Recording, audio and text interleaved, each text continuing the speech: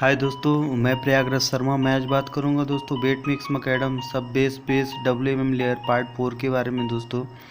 तो आप ministry of road transportation and highway में आप देखेंगे सेक्शन 400 में दोस्तों, तो उसमें क्लॉज 406.3.5 में कॉम्पैक्शन के बारे में बताया गया कि किस तरह से हम WM की लेयर में कॉम्पैक्शन करते हैं, तो उसकी क्या क्या प्रोसेस है, तो उसके बारे में दोस्तों हम डिटेल्स देखेंगे आज।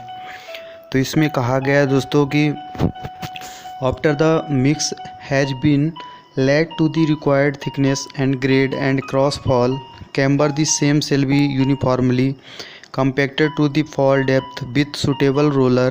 If the thickness of single compacted layer does not exceed 100 mm and smooth wheel roller of 80 to 100 kN weight may be used for a compacted single layer up to 200 mm. The compaction shall be done with the help of vibratory roller of minimum static weight of 80 to 100 kN with an arrangement for adjusting the frequency and amplitude. An appropriate frequency and amplitude may be selected.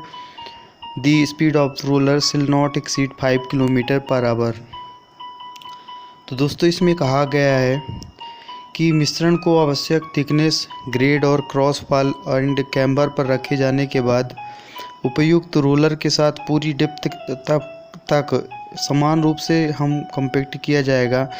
वहाँ जो भी roller operator रहेगा उसको एक समान रूप से compact करेगा। और यदि सिंगल कॉम्पैक्टेड लेयर की थिकनेस 100 mm से अधिक नहीं है तो 80 से 100 kN वजन के स्मूथ व्हील रोलर का उपयोग किया जा सकता है साइड पे। और 200 mm तक की कॉम्पैक्टेड सिंगल लेयर के लिए कॉम्पैक्शन एक व्यवस्था के साथ 80 से 100 kN के मिनिमम स्टैटिक वेट के वाइब्रेटरी रोलर की मदद से किया जाएगा दोस्तों। तो इसके बारे में इसमें बताया गया है और कहा गया है कि फ्रीक्वेंसी और एम्पलीट्यूड को समायोजित करने के लिए एक उपयुक्त फ्रीक्वेंसी और एम्पलीट्यूड का चयन किया जा सकता है और रोलर की स्पीड 5 km/h से अधिक नहीं होनी चाहिए। तो इसमें कहा गया है कि the speed of the roller शिल नॉट एक्सीड 5 km/h।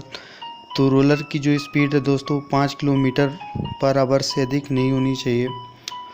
इसके बाद इसमें डिटेल्स दी हुई है। कहा गया है कि in portions having unidirectional cross fall super elevation rolling shall commence from the lower edge and progress gradually towards the upper edge. Thereafter, roller should progress parallel to the center line of the road, uniformly overlapping each preceding track by at least 1/3 width until the entire surface has been rolled. Alternate trips of the roller shall be terminated in stops at least 1 meter away from any proceeding stop. तो दोस्तों इसमें कहा गया है कि unidirectional cross fall super elevation वाले हिस्सों में रोलिंग निचले किनारे से शुरू होगी और धीरे धीरे ऊपरी किनारों की ओर बढ़ेगी।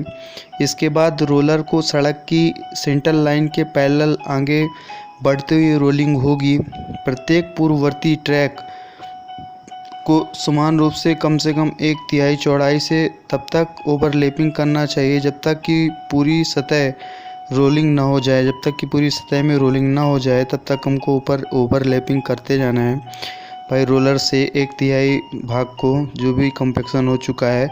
तो रोलर की वैकल्पिक ट्रिप्स जो भी किसी पूर्ववर्ती स्टॉप से कम 1 मीटर दूर स्टॉप पर समाप्त की जाएगी।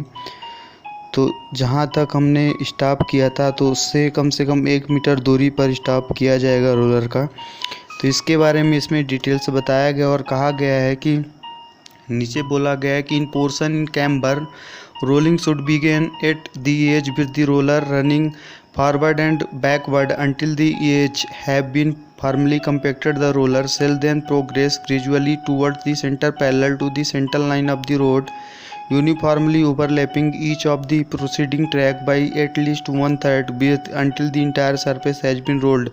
तो दोस्तों इसमें कहा गया कि कैम्बर के पोर्शन में रोलर को आगे और पीछे चलने के साथ किनारे पर रोलिंग शुरू होनी चाहिए जब तक कि किनारों को मजबूती से कॉम्पैक्टेड नहीं किया जाता है।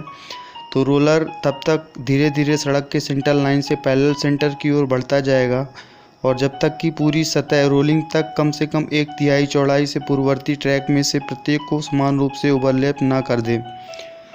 इसके बाद इसमें कहा गया है कि any displacement occurring as a result of reversing of direction of a roller or from any other case shall be corrected it once as specified and or removed and made good. तो दोस्तों इसमें कहा गया कि किसी roller की दिशा बदलने या किसी होने के परिणाम स्वरूप होने वाला कोई भी विस्थापन या अन्य कारणों को एक बार में निर्दिष्ट के रूप में ठीक किया जाएगा और यदि या कि उसे हटा दिया जाएगा और उस सरफेस को अच्छा किया जाएगा दोस्तों। इसके बाद इसमें कहा गया है कि along forms curves walls or other place not accessible to the roller the mixture shall be thoroughly compacted with mechanical dampers or a plate compactor skin patching of an area without scarifying the surface to permit proper bonding of the added material shall not be permitted। तो दोस्तों कहा गया कि इस प्रकार का क्षेत्र जहाँ कर्व हो या कि दीवार हो या वाल हो तो इन अन्य स्थानों के साथ जो रोलर तक पहुँच योग्य नहीं है, जो ऐसी जगह जहाँ हम रोलिंग नहीं कर सकते हैं रोलर के द्वारा, तो इस प्रकार की जगह में मिक्स को मैकेनिकल टेम्पर्स या प्लेट कॉम्पैक्टर के साथ अच्छी तरह से कॉम्पैक्टिंग किया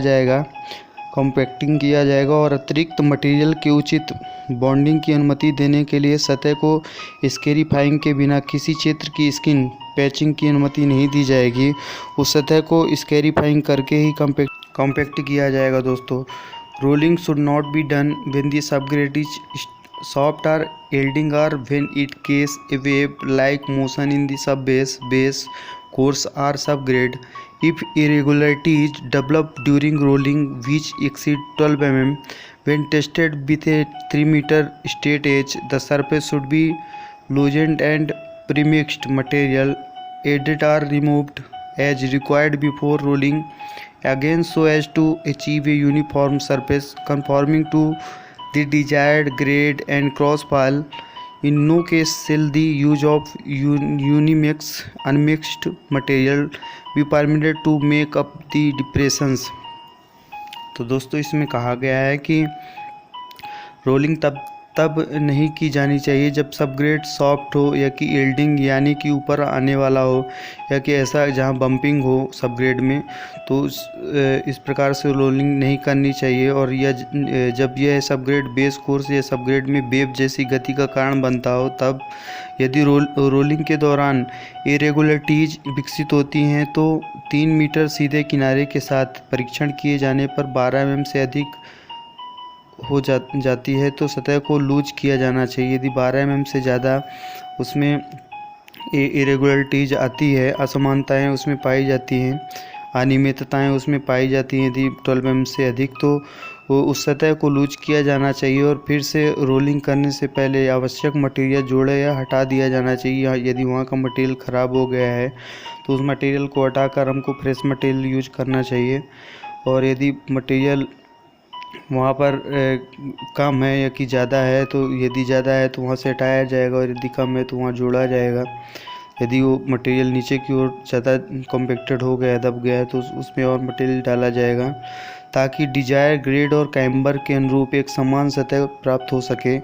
और किसी भी स्थिति में डिप्रेशन बनाने के लिए मिक्स मटेरियल के उपयोग की अनुमति नहीं दी जाएगी।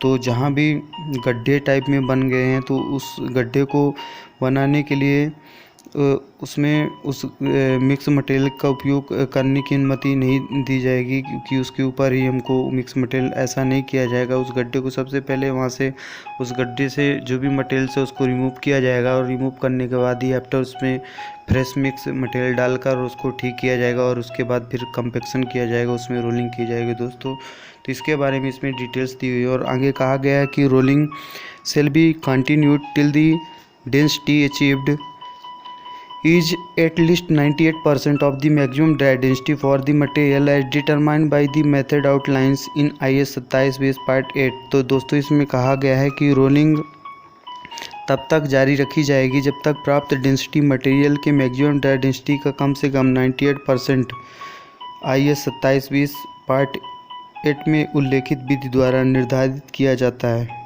जब तक कि कम्पेक्शन कम से कम 98% ना आ जाए तब तक हमको रोलिंग जारी रखना है, तब तक रोलिंग की जाएगी साइड पे दोस्तों। तो इसके बारे में इसमें बताया गया कि जो हमको अचीव जो डेंसिटी हमको अचीव करना वो 98% से कम नहीं होनी चाहिए। 98% से ज़्यादा ही हमको डेंसिटी चाहिए। जब भी हम FDD field dry density test करते हैं मैक्सिमम ड्राई डेंसिटी के थ्रू, जो IS 2720 पार्ट 8 के अकॉर्डिंग निकाली जाती है, तो जो कॉम्पेक्शन रहता है वो साइड का वो 98% से कम नहीं आना चाहिए। 98 से ज़्यादा ही कॉम्पेक्शन हमको प्राप्त होना चाहिए, तब तक हमको रोलिंग करना है वहाँ।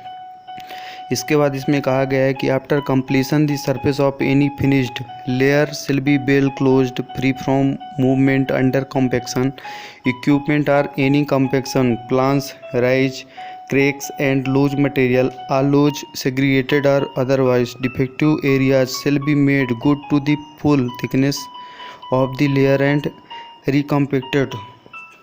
तो दोस्तों इसमें कहा गया है कि पूरा होने के बाद किसी भी तैयार लेयर की सरफेस को अच्छी तरह से बंद किया जाना चाहिए। जब कॉम्पेक्शन पूरा हो जाए तो उस लेयर को अच्छी तरह से बंद कर देना चाहिए, ताकि वहाँ कोई भी ट्रैफिक ना आ सके, कोई भी ऐसी चीज़ ना जाए उससे कि जो हम कॉम्पेक्शन किए जो सरफेस बना हुआ है वो पूरा बेकार हो जाए। और कॉम्पेक्शन उपकरण या किसी कॉम्पेक्शन इक्विपमेंट से ही किया जाएगा और लकीरों और दरारों को लूज मटेरियल के तहत मूवमेंट से फ्री होना चाहिए कि उसमें कोई भी मूवमेंट ना हो। और सभी लूज और सेग्रीगेटेड किए गए या अन्यथा डिफेक्टिव एरिया को लेयर की पूरी थिकनेस के लिए अच्छा बनाया जाएगा और फिर से उसे कम्पैक्ट किया जाएगा।